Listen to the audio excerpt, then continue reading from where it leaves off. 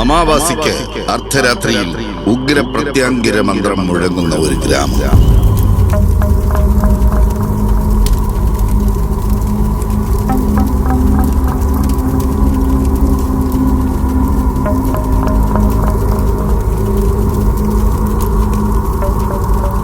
നീലസർപ്പങ്ങൾ മയങ്ങുന്ന ആ ഗ്രാമത്തിൽ ഇരുട്ടിനെ സ്നേഹിക്കുന്ന മഹാമാന്ത്രികൻ എത്തിയത് എന്തിന്?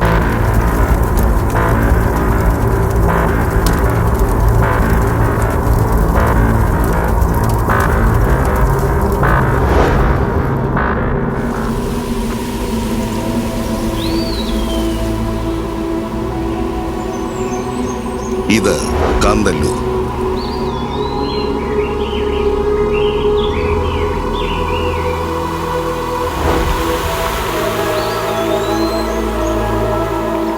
നീലാകാശവും കോടമഞ്ഞും മലനിരകളും കണ്ണിൽ മഴവില്ല് തീർക്കുന്ന ദേവഭൂമി.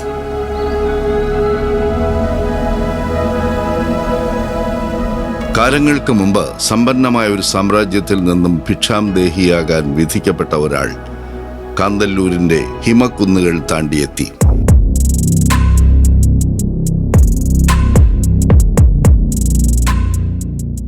ഏതോ പൂർവജന്മബന്ധം പോലെ ഏതോ ഒരു അജ്ഞാത ശക്തി തെളിച്ച വഴികളിലൂടെ അയാൾ കാന്തല്ലൂരിന്റെ ആത്മാവിലേക്ക് ലയിച്ചു ചേർന്നു. ആത്മീയതയുടെ നൂലിഴകൾ കൊണ്ട് നെയ്ത രക്തവർണ്ണ മേലങ്കി അണിഞ്ഞ് മാന്ത്രിക താന്ത്രിക സിദ്ധി വൈഭവവുമായി അയാൾ കാന്തല്ലൂരിലെ ജനങ്ങളുടെ സ്വാമിയായി, കാന്തല്ലൂർ സ്വാമിയായി.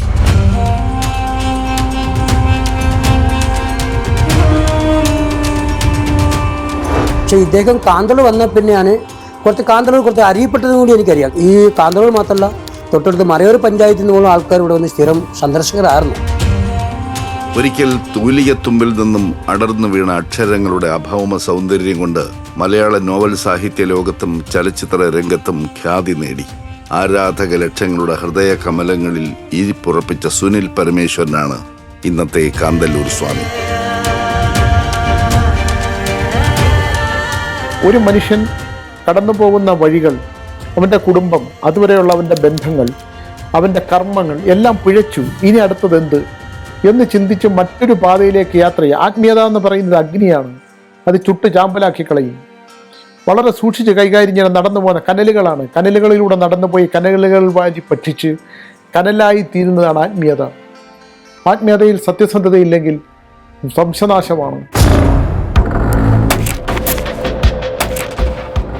ഭൗതിക ജീവിതത്തിന്റെ വരണ്ടുണങ്ങിയ മരുഭൂമികൾ കടന്ന് ആത്മീയതയുടെ കർപ്പൂര ഗന്ധമുള്ള ശീതക്കാറ്റുകൊണ്ട് കാന്തല്ലൂർ സ്വാമി ഇന്ന് മാന്ത്രിക ഭാവങ്ങളുടെ പാരമ്യത്തിൽ എഴുത്തിന്റെ ഉന്മാദവുമായി ഈ ആശ്രമ സന്ധ്യകളിൽ അഭിരമിക്കുകയാണ്. ധർമ്മവും സത്യവും മാത്രം നിലനിൽക്കുന്ന ഒരു സ്ഥലമാണ്. പവിത്രമാണ് ആ സ്ഥലം, പരിപാവനമാണ് ആ സ്ഥലം. ഇവിടെ വന്നതുകൊണ്ടാണ് എനിക്ക് ഇത്രയും പുസ്തകങ്ങൾ എഴുതാനും. ഈ മണ്ണിലേക്ക് വന്ന് നമ്മൾ ഈ ആശ്രമത്തിലേക്ക് കടന്നു കഴിയുമ്പോൾ ശരിക്കും നമ്മുടെ മനസ്സിനൊരു ശാന്തി കിട്ടും. കുറേ നേരം നമ്മൾ മെഡിറ്റേഷനിൽ ഇരിക്കുമ്പോഴൊക്കെ നമ്മുടെ മനസ്സിൻ്റെ ശാന്തി എന്ന് പറയുന്നത്, ഇവിടെ മനുഷ്യന് ഏറ്റവും പ്രധാനമായി വേണ്ടത് ശാന്തിയാണല്ലോ. ആ ശാന്തി കിട്ടുന്ന ഒരു സ്ഥലമാണ് കാന്തല്ലൂർ. ഇപ്പോൾ സുനിൽ പരമേശ്വരൻ എന്ന എഴുത്തുകാരനെ വളരെ നേരത്തെ നമ്മൾ കേട്ടിട്ടുണ്ട്. കാരണം ആനന്ദഭദ്രൻ എന്ന് പറയുന്ന സിനിമയിൽ ഞാൻ കേട്ടിട്ടുണ്ട്. പക്ഷെ ഇവിടെ വന്ന് ഞാൻ കാണുമ്പോൾ അദ്ദേഹത്തിന്റെ പരിവേഷം വേറെയാണ്. ഇവിടെ ആളുകൾ അദ്ദേഹത്തെ വലിയ ബഹുമാനത്തോടെ സ്വാമി എന്ന് വിളിക്കുന്നു. അദ്ദേഹം ഇവിടെ ആളുകളെ കാണുന്നു. ആളുകളെ ആസ്ട്രോളജിയൊക്കെ ആയിട്ട് ബന്ധപ്പെട്ട് അദ്ദേഹം ആളുകളെ ആയിട്ട് സംസാരിക്കുന്നു, കാണുന്നു. അനന്തഭദ്രം എന്ന നോവലിലെ ദിഗംബരന്റെ കഥാപാത്ര സൃഷ്ടി മാത്രം മതി സുനിൽ പരമേശ്വരൻ എന്ന എഴുത്തുകാരന്റെ പ്രതിഭാവിലാസത്തെ തൊട്ടറിയാൻ. ദിഗംബരൻ സിനിമ ഇറങ്ങുന്ന സമയത്ത് ആളുകൾ ദിഗംബരനെ വില്ലനായിട്ട് തന്നെയാണ് കണ്ടിട്ടുള്ളത്. പിൽക്കാലത്ത് ആ സിനിമ ടി വിയിലും അതിനുശേഷം മറ്റ് സാമൂഹ്യ മാധ്യമങ്ങളിലും ഒക്കെ വന്ന് ദിഗംബരൻ വളർന്നതാണ്. സ്വാമി കണ്ടതിൽ കൂടുതൽ കാര്യങ്ങൾ ആളുകൾ, പല വിമർശകരും അതിൽ ദിഗംബരനെ കണ്ടെത്തിയിട്ടുണ്ട്. സുനിൽ പരമേശ്വരൻ എന്ന വ്യക്തിയെ പ്രശസ്തിയുടെ ഔന്നത്യത്തിൽ എത്തിച്ചതും ശൂന്യതയുടെ കറുത്ത കയത്തിലേക്ക് എടുത്തെറിയപ്പെട്ടതും അനന്തഭദ്രം എന്ന സിനിമയിലൂടെ തന്നെയായിരുന്നു.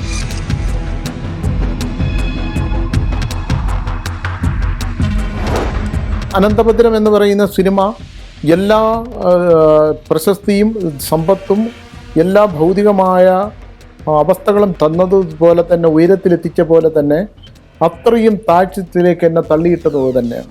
എന്താണ് വഞ്ചന, എന്താണ് വിശ്വാസം, എന്താണ് വിശ്വാസ വഞ്ചന, ഇതൊക്കെ മനുഷ്യ ജീവിതത്തിൽ തിരിച്ചറിഞ്ഞ ഒരു കാലഘട്ടമാണ്. ചെറുതിരകൾ ഇളക്കി ശാന്തമായി പരന്നു കിടന്ന ജീവിതക്കടലിനു മേലെ കാറും കോളും നിറച്ച അപ്രതീക്ഷിത സംഭവങ്ങളാണ് സുനിൽ പരമേശ്വരന്റെ ജീവിതത്തിൽ സംഭവിച്ചതൊക്കെയും.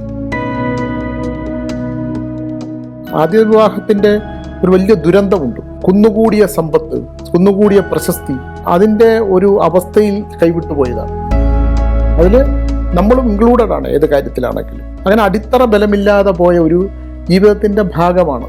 അവിടെ നമ്മൾ തെറ്റുകളും ശരികളും ഒക്കെ തിരിച്ചറിയുമ്പോഴത്തേക്ക് ഒരുപാട് വൈകി. ഇത് ജീവിതത്തിൽ കഠിനമായ ബുദ്ധിമുട്ടുകൾ അനുഭവിക്കുന്നൊരു കാലമാണ്. അത് വിവാഹത്തിൻ്റെ ആദ്യകാലമാണ്.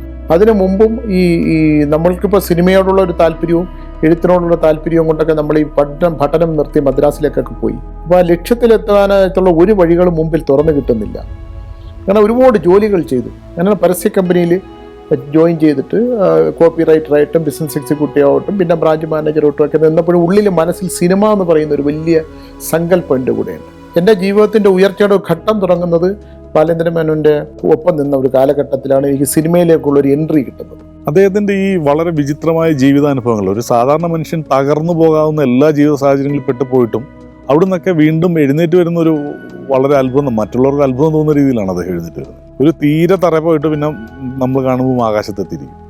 അപ്പോൾ അത് ഒരു ദൈവ അനുഗ്രഹം തന്നെ ആയിരിക്കണം, കാരണം അല്ലാതെ വരില്ലല്ലോ. അങ്ങനെ ഒരു ദൈവിക ഒരു എന്താ പറയുക, ഒരു അനുഗ്രഹം എപ്പോഴും കൂടെയുള്ള ഒരാളായിട്ട് എനിക്ക് തോന്നുന്നു. വിവാഹ ജീവിതത്തിലെ താളപ്പിഴകളിൽ നിന്നും വഴിതെറ്റി വന്നതാണ് സുനിൽ പരമേശ്വരൻ ആത്മീയതയിലേക്ക്. പിന്നെ തേടി നടന്നത് മനഃശാന്തിയും സമാധാനവും. എത്തിയതോ കാന്തല്ലൂർ എന്ന ദൈവിക ചൈതന്യം നിറഞ്ഞ ദൈവിക ഗ്രാമത്തിലും. ഗൃഹത്തിൽ നിന്ന് ഇറങ്ങിയതിനു ശേഷം യാത്രകളായിരുന്നു ഒരുപാട്. ഈ സന്യാസി ശ്രേഷ്ഠങ്ങളും സന്യാസി മഠങ്ങളും മഹാസിദ്ധന്മാരുടെയും ഹിമാലയ യാത്രകളും ഒക്കെ കഴിഞ്ഞ് ഇടയ്ക്ക് നമുക്ക് തങ്ങാനിട്ട് ചില വീടുകളുമൊക്കെ ഉണ്ടായിരുന്നു. പക്ഷെ അവിടെ ഒക്കെ തന്നെ നമ്മളെ മനസ്സിനെ ശാന്തിയാക്കുന്നതൊന്നുമില്ല. മനസ്സിന് ശാന്തി കിട്ടുന്ന എഴുത്തും ഒന്നുമില്ല, എഴുതാൻ പറ്റുന്നില്ല. എന്തിനാണ് ഇനി മുമ്പിലോട്ടുള്ള ജീവിതം എന്ന് ചിന്തിക്കുമ്പോഴാണ് എവിടെങ്കിലും ഒരു അഭയകേന്ദ്രം വേണം, എവിടെങ്കിലും ആരും അറിയാതെ ജീവിക്കണം എന്ന് ചിന്തിക്കുമ്പോഴാണ് കാന്തല്ലൂർ എന്ന് പറയുന്ന ഒരു സ്ഥലത്ത് 14 സെൻറ്റ് ഭൂമി വിൽക്കാനുണ്ടെന്നൊരു പത്രപരസ്യം കണ്ടിട്ട് അന്വേഷിച്ച് വരിക ചെയ്തു. ഞാൻ നോക്കുമ്പോൾ എനിക്ക് എപ്പോഴും ഇഷ്ടപ്പെടാണ് കാടും പാറകളും ഒക്കെ, എനിക്കിഷ്ടം വെള്ളച്ചാട്ടങ്ങളും ഒക്കെ എനിക്കിഷ്ടപ്പെട്ട സ്ഥലമാണ്. ഇപ്പോൾ മൂന്നാർ കഴിഞ്ഞ് 45 കിലോമീറ്റർ, മറയൂരും കഴിഞ്ഞ് 15 കിലോമീറ്റർ വരെ സമുദ്രനിരപ്പിൽ നിന്ന് 16,000 അടി ഉയരത്തിലുള്ള ഈ സ്ഥലത്ത് കൊടും തണുപ്പാണ്. വന്ന് കണ്ട സ്ഥലത്ത് പ്ലമ്മും ഓറഞ്ചും അങ്ങനെയുള്ള സാധനങ്ങളൊക്കെ ഉണ്ടായിരുന്നു. അപ്പോൾ എനിക്ക് തങ്ങാൻ പറ്റിയൊരു സ്ഥലം, അവിടെ അന്ന് ചെറിയൊരു വീടേ ഉള്ളൂ. അവിടെ ഞാനിവിടെ താമസിച്ചുകൊണ്ട് ക്രമേണ ഇങ്ങനെ ചെറുതായിട്ട് ഉള്ള ഫലപ്രവചനങ്ങളും ഒക്കെ നടത്തി കിട്ടുന്ന പണം കൊണ്ടാണ് ഇവിടെ ഈ ആശ്രമം സ്ഥാപിച്ചത്.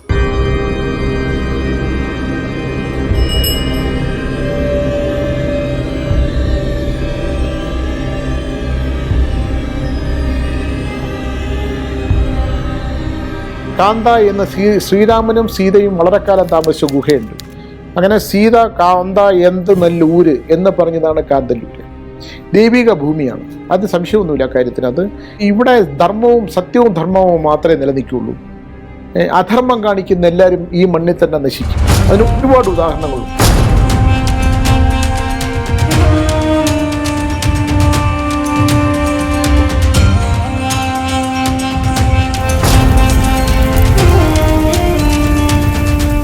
മുജ്ജന്മ പുണ്യം കൊണ്ടോ പിതാമഹന്മാരുടെ സുഹൃതം കൊണ്ടോ മന്ത്രതന്ത്ര വിധികൾ സ്വായത്തമാക്കാനുള്ള സിദ്ധി ഉള്ളിൻ്റെ ഉള്ളിൽ അദ്ദേഹം അറിയാതെ തന്നെ ഉടലെടുത്തു. പിന്നീട് ഒരു നിയോഗം പോലെ മന്ത്രദീക്ഷ സ്വീകരിച്ചു. യഥാർത്ഥത്തിൽ സൂര്യകാലി സൂര്യൻ സുബ്രഹ്മണ്യൻ ഭട്ടതിരിപ്പാടാണ് എനിക്ക് മന്ത്രദീക്ഷ തന്നത്.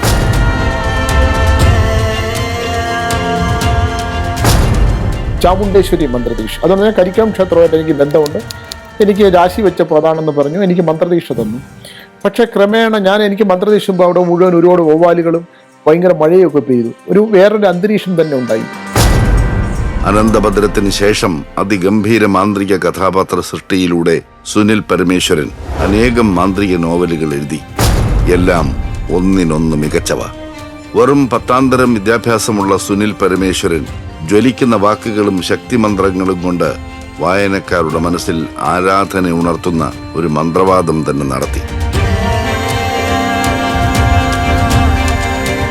എൻ്റെ മാന്ത്രിക നോവലുകൾ 42 നോവലുകളുണ്ട്. അതിൽ ഈ പുരാണങ്ങളുമായിട്ട് ബന്ധപ്പെട്ട 3-4 നോവൽ ഒഴിച്ചു കഴിഞ്ഞാൽ മുഴുവൻ മാന്ത്രിക പുസ്തകങ്ങളാണ്. അതിലൊരിടത്തും ദുഷ്ടശക്തികളും രക്ഷപ്പെടത്തില്ല, ദുഷ്ടനായ മാന്ത്രികനുണ്ടെങ്കിൽ ആ മാന്ത്രികനും രക്ഷപ്പെടത്തില്ല. ദുഷ്കർമ്മങ്ങളും ദുരാചാരങ്ങളും ഇത്തരത്തിലുള്ള ഈ ദുഷ്ടകർമ്മങ്ങളും ഒക്കെ ചെയ്യുന്നവൻ്റെ കുലം നശിച്ചു പോകും എന്നാണ് ഞാൻ എഴുതിയിട്ടുള്ളത്. മാന്ത്രിക നോവലുകൾ അദ്ദേഹത്തിന്റെ ജീവിതത്തിന്റെ ഭാഗമായെങ്കിൽ മാന്ത്രികതയും അദ്ദേഹത്തെ ഭ്രമിപ്പിച്ചു. പടച്ചട്ടയും സ്വർണസിംഹാസനവും കാലാൾപ്പടയും സ്വപ്നം കണ്ട് ആയുധമില്ലാതെ യുദ്ധത്തിന് പുറപ്പെട്ട ഒരാൾ മരണം മുന്നിലെത്തുമ്പോൾ തിരിച്ചു പിടിക്കാൻ അവസാനം ഒരു ആയുധമെടുക്കില്ലേ? അതുപോലെ സുനിൽ പരമേശ്വരൻ എന്ന കാന്തല്ലൂർ സ്വാമി യുദ്ധഭൂമിയിൽ തോറ്റ് തുന്നം പാടുമെന്ന് ഉറപ്പായപ്പോൾ ഒടുവിൽ ഉഗ്രപ്രത്യങ്കിരയുടെ ഉപാസകന്.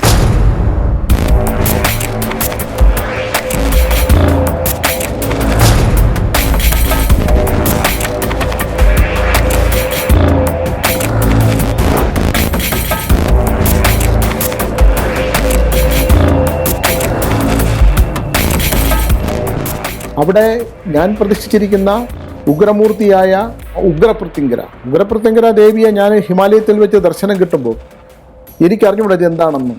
കർണൂൽ എന്ന് പറയുന്ന സ്ഥലത്ത് 9 കിലോമീറ്റർ വനത്തിലൂടെ നടന്ന് നരസിംഹമൂർത്തി പിളർന്നു വന്ന സ്തൂപം ഇപ്പോഴും ഉണ്ട് അവിടെ. അതിൻ്റെ പകുതി എത്രയോ പ്രാവശ്യമോടെ ദർശനമൊക്കെ കഴിഞ്ഞ് 3 വർഷം ഇതാരും പണിത് തരത്തില്ല പ്രത്യങ്കര ദേവിയെ. ഇതുപോലൊരു മൂർത്തി ഉണ്ടാവില്ല, ഒറ്റ കൃഷ്ണശിലയിൽ പണിതേക്കുക. അതിനെ പ്രാണപ്രതിഷ്ഠ ചെയ്ത് മുളകാണ് അതിനെ ഹോമിക്കുന്നത്. ശത്രുസംഹാരത്തിന് മുളക് 25 കിലോ മുളകും 300 കിലോ വിറകും ഹോമിക്കുന്ന സ്ഥലമാണ്. ഒരാളോട് പറഞ്ഞ് വിശ്വസിപ്പിക്കാനോ ആ വിശ്വാസത്തിൻ്റെ പേരിൽ ഭൗതിക സുഖങ്ങൾ അനുഭവിക്കാനൊന്നുമല്ല. എൻ്റെ സ്ഥലത്ത്, ഞാനുണ്ടാക്കിയ സ്ഥലത്ത്, എൻ്റെ വിശ്വാസ പ്രമാണങ്ങളിലൂടെ ഞാൻ പ്രതീക്ഷിച്ച വിഗ്രഹം, ആ വിഗ്രഹം എനിക്ക് വേണ്ടിയുള്ളതാണ്. അവിടെ നിങ്ങൾക്ക് വേണമെങ്കിൽ വരാം, ഭയമുണ്ടെങ്കിൽ വരാതിരിക്കാം.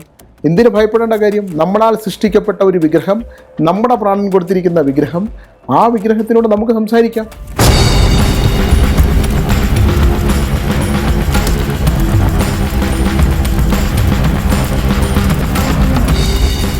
പിന്നീട് കാന്തല്ലൂർ ഗ്രാമവാസികൾ ഉഗ്രപ്രത്യങ്കിരയുടെ ശക്തി എന്തെന്ന് തിരിച്ചറിഞ്ഞു.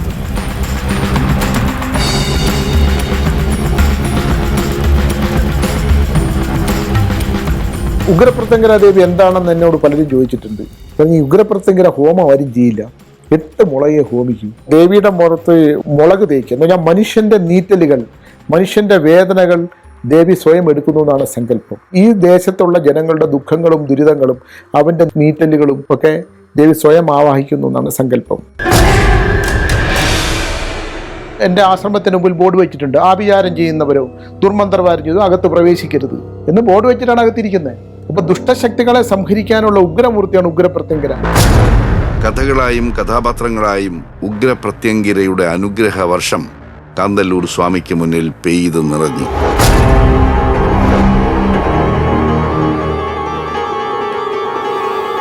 കാന്തല്ലൂർ സ്വാമികൾ പലതും പ്രവചിച്ചു. മരണപ്രവചനങ്ങൾ പലതും സത്യമായി ഭവിച്ചു. പ്രവചന സിദ്ധി കുട്ടിക്കാലം മുതൽ ഉണ്ടായിരുന്നത് അദ്ദേഹം തിരിച്ചറിഞ്ഞതും അപ്പോഴായിരുന്നു. ഞാൻ കുട്ടിക്കാലത്ത് അമ്മുമ്മയുടെ കൂടെ ആയിരുന്നു. എൻ്റെ അച്ഛൻ നേരത്തെ മരിച്ചു പോയതുകൊണ്ടും അങ്ങനെ ഒരു വയലൊക്കെ ഉള്ള പ്രദേശത്തിൻ്റെ നടുക്ക് ഭാഗത്തായിരുന്നു അമ്മുമ്മയുടെ വീട്. അതിൻ്റെ പുറകിലായിട്ട് യാനയെ കെട്ടുന്നൊരു സ്ഥലമുണ്ട്. അത് കഴിഞ്ഞിട്ടൊരു സുബ്രഹ്മണ്യൻ്റെ പ്രതിഷ്ഠയുള്ള സ്ഥലവും ചെങ്കളൂർ മഹാദേവ ക്ഷേത്രവുമാണ്. അപ്പം അമ്മുമ്മ ഒരു വൈകുന്നേരത്തെ എന്നെയും കൊണ്ട് ക്ഷേത്രത്തിൽ പോയിട്ട് തിരിച്ചു വരുമ്പോൾ പറഞ്ഞു, ഇന്ന് സ്വർഗവാതിൽ ഏകാദശിയാണ്. അപ്പോൾ എടുത്ത വായിൽ ഞാനങ്ങ് പറയുവാണ്, അമ്മുമ്മ മരിച്ചു പോട്ട്. യഥാർത്ഥത്തിൽ അത് അങ്ങനെ സംഭവിച്ചു. അമ്മുമ്മ മരിച്ചു കിടക്കുകയാണ് ചെയ്തു. സ്വർഗവാതിൽ ഏകാദശിയുടെ അന്ന് മരിക്കുന്നവർക്ക് സ്വർഗവാതിൽ തുറന്നിട്ടിരിക്കുമെന്നും അന്ന് മരിക്കുന്നവർക്ക് ഭൂമിയിലെ പ്രാരാബ്ദങ്ങളും കർമ്മങ്ങളും ഒന്നും അനുഭവിക്കാതെ, അതിൻ്റെ ദുരിതഫലങ്ങൾ അനുഭവിക്കാതെ ഭഗവാന്റെ സന്നിധിയിൽ എത്തിച്ചേരാം. അതങ്ങ് പറഞ്ഞു പോയതാണ്. അതാണ് എൻ്റെ ജീവിതത്തിലെ ആദ്യത്തെ ഒരു പ്രവചനം എന്ന് പറയുന്നത്. പിൻകാലത്ത് എനിക്ക് മനസ്സിലായി. എൻ്റെ വീട്ടിലുണ്ടായ 3 മരണങ്ങളും ഇദ്ദേഹം പ്രവചിച്ചതാണ്. എനിക്ക് 1-2 സംഭവങ്ങളുണ്ടായിട്ടുണ്ട്. ഒരു അനുഭവം. കാരണം എൻ്റെ പിതാവ് മരിച്ച് സഞ്ചയന ദിവസം ഇവിടെ വന്ന് വളരെ സമയം നമ്മൾ സംസാരിച്ചുകൊണ്ടിരുന്നു. അത് കഴിഞ്ഞ് രാത്രി ഒരു 11:30-12 മണിയായപ്പോൾ ഞാൻ കിടക്കാൻ പോയപ്പോൾ എനിക്കൊരു ഫോൺ വന്നു ചേട്ടാ പേടിക്കൊന്നും വേണ്ട, ധൈര്യമായിട്ടിരിക്കണം, പക്ഷേ ചേട്ടൻ്റെ വീട്ടിൽ ഒരു മൃത്യുവിടെ വരാൻ ഇരിക്കുന്നു. അപ്പോൾ എനിക്കത് വളരെയധികം പ്രയാസമുണ്ടായി. അത് കഴിഞ്ഞ് 16-ൻ്റെ അന്ന് ഓടി നടന്നുകൊണ്ടിരുന്ന അമ്മ, നമുക്കൊക്കെ ഒരു താങ്ങും തണലുമായി നമ്മൾ പ്രതീക്ഷയോടുകൂടി കാത്തിരുന്ന എൻ്റെ പ്രിയപ്പെട്ട മാതാവ്, കർമ്മങ്ങളെല്ലാം കഴിഞ്ഞ് ഭക്ഷണം കഴിഞ്ഞിട്ട് ഇറങ്ങിപ്പോയ ആശുപത്രിയിൽ പോയ അമ്മ പിന്നെ തിരിച്ച് വീട്ടിലെത്താൻ കഴിഞ്ഞിട്ടില്ല. ഹോസ്പിറ്റലിൽ വെച്ച് മരണപ്പെട്ടു. എൻ്റെ കുഞ്ഞ് ജനിക്കുന്നതിന് മുന്നേ തന്നെ ആ കുഞ്ഞിൻ്റെ രൂപം, സ്വഭാവം, ആരോഗ്യം ഇതിനെക്കുറിച്ച് സ്വാമിജി നടത്തിയ പ്രഡിക്ഷൻസ് 100% കൃത്യതയോടെ കൂടിയാണ് ഫലത്തിൽ വന്നത്. എൻ്റെ കുഞ്ഞിൻ്റെ ഹെൽത്തിനെ കുറിച്ച് ഡോക്ടേഴ്സ് പറഞ്ഞ കാര്യങ്ങൾ തെറ്റാണെന്ന് സ്വാമിജിയുടെ പ്രഡിക്ഷൻസിലൂടെ മനസ്സിലാക്കി തന്നു. എന്തിന് ഒരു സാഹചര്യത്തിൽ എൻ്റെ ജീവഹാനിയിൽ നിന്ന് തന്നെ സ്വാമിജിയുടെ പ്രഡിക്ഷൻസ് എന്നെ സേവ് ചെയ്തിട്ടുണ്ട്. ഫ്യൂച്ചറിലെ പല ക്രിട്ടിക്കലായിട്ടുള്ള സംഭവങ്ങളും സ്വാമി വളരെ ആക്യുറേറ്റ് ആയിട്ട് പ്രെഡിക്റ്റ് ചെയ്യാറുണ്ട്. അതിലൊന്നാണ് മരണം.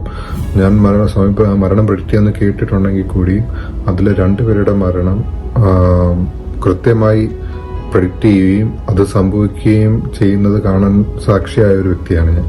അപ്പോൾ അത് ശരിക്കും എനിക്കൊരു വലിയൊരു നടുക്കം ഉണ്ടാക്കി. ഇരുട്ടിനോട് വല്ലാത്ത പ്രണയമാണ് ഇന്നും കാന്തല്ലൂർ സ്വാമിക്ക്. എഴുത്തിന്റെ നേരങ്ങളിലെ രാത്രിയാത്ര അദ്ദേഹത്തിന് ഹരമായിരുന്നു. ഞാൻ ഇരുട്ടിനെ മാത്രം സ്നേഹിക്കും, എനിക്ക് പകലിനെ ഇഷ്ടമേ അല്ല. ഞാൻ രാത്രി സന്ധ്യമയങ്ങുമ്പോൾ എൻ്റെ എഴുത്ത് തുടങ്ങും, എൻ്റെ ജീവിതം തുടങ്ങും. ഞാൻ സന്ധ്യയിലെ മിന്നാമിനുങ്ങുകളെ, സന്ധ്യയിലെ തണുത്ത കാറ്റിനെയും മിന്നാമിനുങ്ങുകളെയും കാണും. ഇരുട്ടിലൂടെ യാത്ര ചെയ്യുന്ന നിഴലുകളെ കാണും. മനുഷ്യൻ്റെ ജീവിതം ഉപേക്ഷിച്ചു പോയ ആത്മാക്കളെ കാണും. അപ്പോൾ എൻ്റെ പുസ്തകങ്ങൾ, എൻ്റെ തെരഞ്ഞെടുത്ത പ്രേതകം, ചെമ്പുമുക്കുത്തിയും പ്രേതാന്വേഷണ നിഗൂഢ രഹസ്യങ്ങളും പോലുള്ള പുസ്തകങ്ങൾ ഏറ്റവും നന്നായിട്ട് വിറ്റുപോകുന്നത് വെറുതെ അല്ല. ഈ ബുക്കുകൾ വായിച്ചിട്ട് വരുന്നവരുമുണ്ട്. ഒന്നും നമ്മൾ സ്ഥാപിക്കാൻ ശ്രമിക്കില്ല. പ്രേതങ്ങളുണ്ടോ? നമുക്ക് വിശ്വസിക്കേണ്ട ആവശ്യമില്ല, വിശ്വസിപ്പിക്കേണ്ട ആവശ്യമില്ല. എഴുത്തുകാരനായ എൻ്റെ ഭർത്താവ് രാത്രികളെ പ്രണയിക്കുന്ന ആളാണ്. ഞാൻ ഇരുട്ടിനെ ഭയക്കുന്ന ഒരാളുമാണ്. അതുകൊണ്ട് തന്നെ എഴുതാനായിട്ട് രാത്രികാലങ്ങളാണ് തിരഞ്ഞെടുക്കുന്നത്. അപ്പോൾ എന്നെ പൂട്ടിയിട്ട് പോകും. എനിക്ക് പേടിയുള്ളതുകൊണ്ട് ബെഡ്റൂം പൂട്ടിയിട്ടാണ് പോകുന്നത്. എന്നിട്ട് ഈ ഗന്ധർവപ്പാറ എന്ന് പറഞ്ഞിട്ട് എഴുതി തുടങ്ങിയപ്പോൾ അത് ഇടയ്ക്കിടയ്ക്ക് വന്ന് ഇത് തുറക്കും. ആ ജനാലയുടെ ആ സൈഡ് മുഴുവൻ ഈ മിന്നാമിനുങ്ങൾ പ്രകാശിക്കുന്നുണ്ട്. അവിടെ ഇദ്ദേഹത്തിൻ്റെ മുഖത്തിന് അഭൗമ്യമായ ഒരു പ്രകാശം ഫീൽ ചെയ്തിട്ടുണ്ട്. അപ്പോൾ എനിക്ക് പേടിയായി തുടങ്ങി. മീൻസ് പത്മരാജ സാറിൻ്റെ ഗന്ധർവനെ കുറിച്ചുള്ള ഒരു ആർട്ടിക്കിളൊക്കെ ഞാൻ വായിച്ചിട്ടുണ്ടായിരുന്നു. അപ്പോൾ എനിക്ക് ഭയങ്കര ഭയമായി, എന്താ ഇങ്ങനെയെന്ന്. കാരണം അത്രയും വശ്യമായൊരു മുഖമാണ്. രാത്രി കാലങ്ങളിൽ സ്വാമി എഴുതുമ്പോൾ ആ കഥാപാത്രത്തിൻ്റെ ഒരു ഇതായിട്ട് സ്വാമി ശ്മശാനത്തിലൊക്കെ പോകാറുണ്ട്. അപ്പോൾ ശ്മശാനത്തിൽ ഇവിടെ ഒരാളുണ്ട്, ഈ ഇതായിട്ട് അലഞ്ഞു നടക്കുന്ന ഒരു വേലായുധൻ എന്ന് പറഞ്ഞൊരാളുണ്ട്. അപ്പോൾ വേലായുധനാണ് സ്വാമീനെ ശ്മശാനത്തിൽ വെച്ചിട്ട് ആദ്യമായിട്ട് കാണുന്നതും വേലായുധത്തിലൂടെയാണ് ഞങ്ങൾ സ്വാമി ഇവിടെ നിന്ന് പോകുന്നത് തന്നെ ഞങ്ങൾ അറിയുന്നത്. അപ്പോൾ അതുകൊണ്ട് ഞങ്ങളിത് കൂട്ടിയിടാറുണ്ട്. എഴുത്ത് ഒരു ലഹരിയാണ് സ്വാമിക്ക്.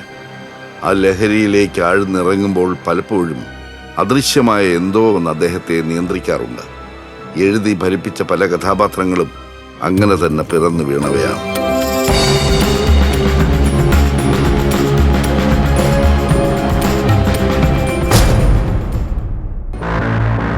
എഴുത്ത് ഒരു ലഹരിയാണ് സ്വാമിക്ക്. ആ ലഹരിയിലേക്ക് ആഴ്ന്നിറങ്ങുമ്പോൾ പലപ്പോഴും അദൃശ്യമായ എന്തോ ഒന്ന് അദ്ദേഹത്തെ നിയന്ത്രിക്കാറുണ്ട്. എഴുതി ഫലിപ്പിച്ച പല കഥാപാത്രങ്ങളും അങ്ങനെ തന്നെ പിറന്നു വീണവയാണ്.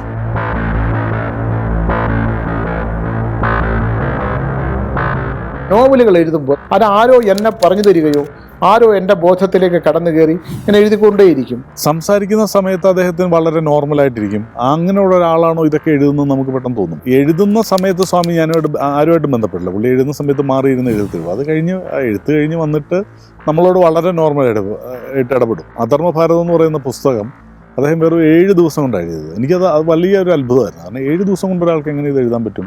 സ്വാമിയുടെ ഏത് നോവലിൻ്റെ ഒരു പ്രത്യേകത എന്ന് വെച്ച് കഴിഞ്ഞാൽ കഥാപാത്രങ്ങൾക്ക് ഒരു വ്യക്തിത്വം ഉണ്ടാവും. അതിൽ പ്രധാനപ്പെട്ട കഥാപാത്രങ്ങളെല്ലാം വ്യക്തിത്വമുള്ളവരായിട്ട് തന്നെ. അദ്ദേഹം ഒരിക്കൽ പോലും എഴുതിയത് വായിക്കില്ല, തിരിച്ചു പോയിട്ട് തിരുത്തി എഴുതില്ല. എഴുതിയത് അങ്ങനെ അതവിടെ ഉപേക്ഷിക്കും. അത് മിക്കവാറും എല്ലാം ശരിയുമായിരിക്കും. ഓരോ കഥാപാത്രങ്ങളെ സൃഷ്ടിക്കുമ്പോഴും ആ കഥാപാത്രമായിട്ട് ചേർത്തിട്ടുള്ള ഒരു കഥ അദ്ദേഹത്തിൻ്റെ ഉള്ളിൽ, കഥയല്ല ഒരു ഇൻസിഡൻറ്റ് അദ്ദേഹത്തിന് എവിടെ നോക്കിയോ വന്നിട്ടുണ്ടെന്ന്. അതും ഒരു പരകായ പ്രവേശം പോലെയാണ് അദ്ദേഹത്തിൻ്റെ എഴുത്ത്. അദ്ദേഹത്തിന്റെ ജീവിതത്തിലേക്ക് കടന്നു വന്ന നാൾ മുതലുള്ള ചില അവിശ്വസനീയ സംഭവങ്ങൾക്ക് സഹധർമ്മിണിയും സാക്ഷ്യം വഹിച്ചിരുന്നു. ഞാൻ വളരെ ലോജിക്ക് ഉപയോഗിച്ച് അദ്ദേഹത്തിൻ്റെ ആ സ്പിരിച്വൽ വശത്തെ അല്ലെങ്കിൽ മാന്ത്രികതയുടെ വശത്തെ നോക്കിക്കാണുന്ന ഒരാളായിരുന്നു. പക്ഷേ അങ്ങനെ അല്ലാത്ത 1-2 ഇൻസിഡൻറ്റ് എനിക്കുണ്ടായി. പന്തളമാണെന്ന് തോന്നുന്നു. പോയിട്ട് വരുമ്പോൾ ഏകദേശം 1 മണി 5 മിനിറ്റ് ആയിട്ടുണ്ടാവും. റോഡിൽ ഇങ്ങനെ ഒരാൾ നിന്ന് കൈ കാണിക്കുന്നുണ്ട്. അപ്പോൾ ഞാൻ ഇദ്ദേഹത്തോട് പറഞ്ഞു, സ്വാമി ഒരാൾ ദേ നിൽക്കണു, കാറ് ഇങ്ങനെ സ്പീഡിൽ പോയാലോ എന്ന് ചോദിച്ചു. പക്ഷേ സ്വാമി ഞാൻ പറയുന്ന ഒന്നും കേൾക്കാണ്ട് സ്പീഡിലെ കാർ എടുത്തിട്ട് പോയി. എന്നിട്ട് എന്നോട് പറഞ്ഞു, ടീച്ചർ എന്നെ തൊട്ടിട്ടൊന്ന് തിരിഞ്ഞു നോക്കാൻ. അപ്പോൾ ഞാൻ അവിടെ ഒരു പുകപടലാണ് കണ്ടത്. ഇത് മറ്റുള്ളവർക്ക് എത്ര വിശ്വാസമാവുമെന്ന് എനിക്കറിയില്ല, ബട്ട് എൻ്റെ എക്സ്പീരിയൻസാണ്. യുക്തിവാദിയായി ജീവിച്ച ഞാൻ വിശ്വാസത്തിലേക്ക് വന്നപ്പോഴത്തേന് ആകെ കൺഫ്യൂസ്ഡ് ആയിരുന്നു. കാരണം ഇദ്ദേഹത്തിൻ്റെ അടുത്ത് വന്നിട്ട് എനിക്ക് എക്സ്പീരിയൻസേ ഉള്ളൂ. മീൻസ് ഞാൻ എക്സ്പീരിയൻസ് ചെയ്യണം. അത് ഇപ്പോൾ ആരില്ലെന്ന് പറഞ്ഞാലും എൻ്റെ എക്സ്പീരിയൻസാണ്. എൻ്റെ മറ്റൊരു എക്സ്പീരിയൻസ് എന്ന് പറയുന്നത്, ഇദ്ദേഹം പ്രഡിക്ഷൻ നടത്താറുണ്ട്. കൊല്ലമാണോ അടൂരാണോ എന്ന് എനിക്ക് ഓർമ്മ വരുന്നില്ല. ഒരു വീട്ടിൽ പ്രഡിക്ഷൻ കഴിഞ്ഞ് വരുന്ന സമയം അന്നും ഇതുപോലെ രാത്രിയിലാണ് ഞങ്ങൾ തിരിച്ചു വരുന്നത്. കാര്യവട്ട യൂണിവേഴ്സിറ്റിയിലെ ഹൈമവതി എന്ന് പറയുന്ന ഒരു കുട്ടി മരണപ്പെട്ടായിട്ടൊക്കെ പറഞ്ഞിട്ട് അതിൻ്റെ രക്ഷയുടെ കഥ ഞാനും കോളേജിൽ പഠിക്കുമ്പോൾ കേട്ടിട്ടുണ്ട്. പക്ഷെ അന്ന് ഇദ്ദേഹം ഇങ്ങനെ വരുന്ന സമയം ഞാനോർത്ത് രാത്രി കാലങ്ങളിൽ സഞ്ചരിക്കുന്ന ഏതെങ്കിലും സ്ത്രീ ആയിരിക്കുമെന്ന് വിചാരിച്ചു. ഒരു സ്ത്രീ ഇങ്ങനെ ആ കാര്യവട്ടം യൂണിവേഴ്സിറ്റിയുടെ ആ വളവ് തിരിഞ്ഞിങ്ങനെ പോവുകയാണ്. സ്വാമി എന്നോട് പറഞ്ഞു അത് ഹൈമവതിയാണ് പോകുന്നതെന്ന്. അപ്പോൾ ഞാൻ പറഞ്ഞു, പോണു സ്വാമി, ഇത്രയും പച്ചയ്ക്ക് ഹൈമവതി പോവും, മീൻസ് പ്രേതങ്ങൾ ഇത്രയും ഇതായിട്ട് പോകുമെന്ന് ചോദിച്ചു. എന്നിട്ട് ഞാനിങ്ങനെ പെട്ടെന്ന് താഴേക്ക് നോക്കുമ്പോൾ അതിൻ്റെ കാല് നിലത്തില്ല. അപ്പോൾ ശരിക്കും ഞാനൊന്ന് പേടിച്ചു. രക്തം മരവിച്ചു പോകുന്ന പ്രേത അനുഭവങ്ങളുടെ എണ്ണമില്ലാത്ത കഥകളുമുണ്ട് സ്വാമിക്ക് പറയാൻ. ഇതൊരു അന്ധവിശ്വാസമാണോ വിശ്വാസമാണോ? ഇപ്പം എന്നോട് വരുന്ന പലരുടെയും തലമുറ മുമ്പുള്ളത് മുതൽ ആ വീട്, സ്ഥലം, ആ സംഭവങ്ങൾ എല്ലാം പറയാൻ പറ്റുന്നുണ്ട്. ഇതെങ്ങനെ പറയുന്നു എന്ന് എനിക്കറിഞ്ഞൂടാ. അത് വിശ്വസിപ്പിക്കാനും നമുക്ക് പറ്റില്ല, വിശ്വസിപ്പിക്കേണ്ട ആവശ്യമില്ല. ഒരാളെ കണ്ടു കഴിഞ്ഞാൽ അല്ലെങ്കിൽ ഒരു ഒക്കേഷനിൽ ചെന്ന് കഴിഞ്ഞാൽ ഇതിൻ്റെ പൂർവിക ബന്ധങ്ങളൊക്കെയും മനസ്സിലേക്ക് പിക്ചറൈസ് ചെയ്ത് വരുന്ന കഴിവുകളുള്ള ആൾക്കാർ ഉണ്ട്, ജന്മനാ തന്നെ ഉണ്ട്. എന്താണോ ഇല്ലാത്തത് ഉള്ളതിനെ മാത്രമേ ഇല്ല എന്ന് പറയാൻ പറ്റൂ. ഇവിടെ അതാണ് തന്ത്രമാന്ത്രികങ്ങളിൽ, പൂജാകാര്യങ്ങളിൽ, പ്രേതവിഷയങ്ങളിൽ എന്താണോ നിങ്ങളില്ല എന്ന് തർക്കിക്കുന്നു, അതെല്ലാം ഉള്ളത് കൊണ്ട് തന്നെയാണ്. നിങ്ങളുടെ മസ്തിഷ്കത്തിൽ, നിങ്ങളുടെ ചിന്താധാരകളിൽ, നിങ്ങളുടെ ദൃശ്യങ്ങളിൽ നിങ്ങൾക്കത് ഉൾക്കൊള്ളാനോ അനുഭവിക്കാനോ പറ്റാത്തതുകൊണ്ട് നിങ്ങളില്ല എന്ന് വിശ്വസിക്കുന്നു. ജ്ഞാനേന്ദ്രിയങ്ങളോ കർമ്മേന്ദ്രിയങ്ങളോ ഇല്ല എന്നുണ്ടെങ്കിൽ ശബ്ദം പുറത്തേക്ക് വരില്ല എന്നുള്ളത് തീർച്ചയാണല്ലോ. അപ്പോൾ ഈ പറയുന്ന പ്രേതത്തിനും അങ്ങനെയുള്ള അവയവങ്ങളില്ല എന്നുള്ളത് തീർച്ചയാണല്ലോ. അപ്പോൾ ആയതുകൊണ്ട് തന്നെ ഈ പറയുന്ന ശബ്ദങ്ങൾ ഉണ്ടാവുന്നില്ല, കണ്ണുകൊണ്ട് കാണുന്നില്ല, എന്നാൽ അനുഭവിക്കാൻ സാധിക്കും എന്ന് മാത്രമല്ല അത് സത്യവുമാണ്. പ്രേതം എന്ന് പറയുന്ന ഒരു രൂപമില്ല, ഒരു എനർജിയാണ്, ഒരു ധൂമ എനർജിയാണ്. ആ എനർജി എൻ്റെ ബ്രെയിനുമായിട്ട് ഉണ്ടാകുന്ന സംവാദമാണ്. അതിനൊരു രൂപമോ സാരിയോ ഉടുപ്പോ തുണിയോ ഒന്നുമില്ല. അത് ഒരു ഷാഡോ ആണ്, അത് ധൂമമാണ്. ഇല്ല എന്ന് പറയുന്നവർക്ക് വരാമല്ലോ, എൻ്റെ അടുത്തേക്ക് വരൂ. എന്താണോ ഇല്ലാത്തത് എന്ന് പറയുന്നത് ഉള്ളത് കൊണ്ട് മാത്രമാണ്. അതില്ല എന്ന് പറയുന്നത് എന്തുകൊണ്ടാണ്? ഉള്ളത് കൊണ്ടാണ്. ഏത് അർദ്ധരാത്രിയിലും ഞാൻ ആ സ്ഥലത്തേക്ക് പോകാൻ തയ്യാറാണ്. ഞാനും എൻ്റെ 5 ശിഷ്യന്മാരും ഉണ്ട്. അങ്ങനെ ഒരു എനർജി അവിടെ ഉണ്ടെങ്കിൽ ആ എനർജി അവിടെ ഉണ്ടെന്നും അത് ഇന്ന കാരണങ്ങൾ കൊണ്ടുണ്ടായതാണെന്നും അത് ഇന്നത് സംഭവിക്കും എന്ന് പറയുന്ന ഒരുപാട് ഉദാഹരണങ്ങൾ എൻ്റെ മുമ്പിൽ തന്നെ ഉണ്ടല്ലോ.